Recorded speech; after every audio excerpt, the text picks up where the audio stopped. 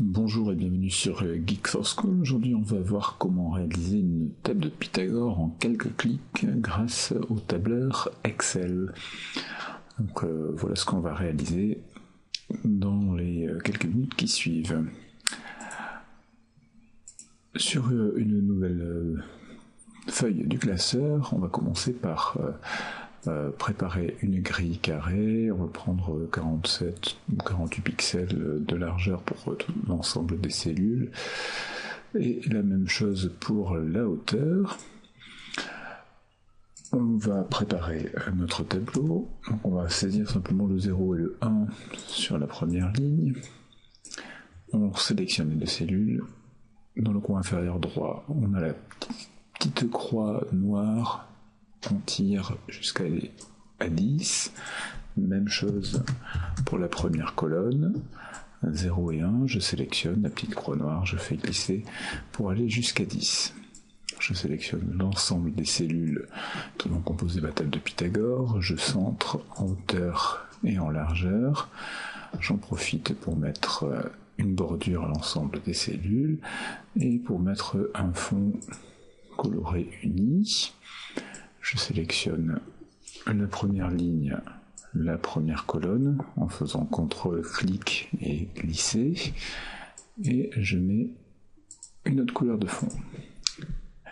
Maintenant, je veux que dans la première cellule de résultat, la case B2, j'ai le résultat de la multiplication de A2 que multiplie B1.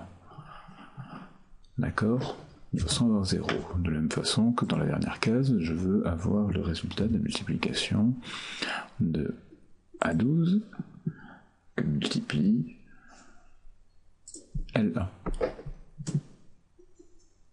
D'accord. Donc pour cela, pas besoin de rentrer case par case, je vais sélectionner l'ensemble des cellules de résultat et je vais même venir me placer dans la première pour faire ça. Et une fois dans la première case, je vais donc taper ma formule égale A2 que multiplie B1, sauf que je veux verrouiller la première colonne. Pour A2, je veux que quand je me retrouve dans cette case ici, ce soit A3, A4, A5, ainsi de suite. Donc je vais verrouiller en tapant sur F4. De façon à avoir le signe $ juste devant le A. Pour le deuxième terme, il faut que je verrouille la ligne 1, F4 deux fois,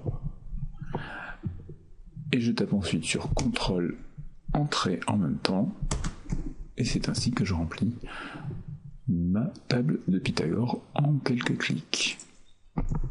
Voilà, en espérant que cette petite astuce vous ait plu et que vous réalisiez, vous adaptiez tout ça à votre propre utilisation. À bientôt sur Geek for School.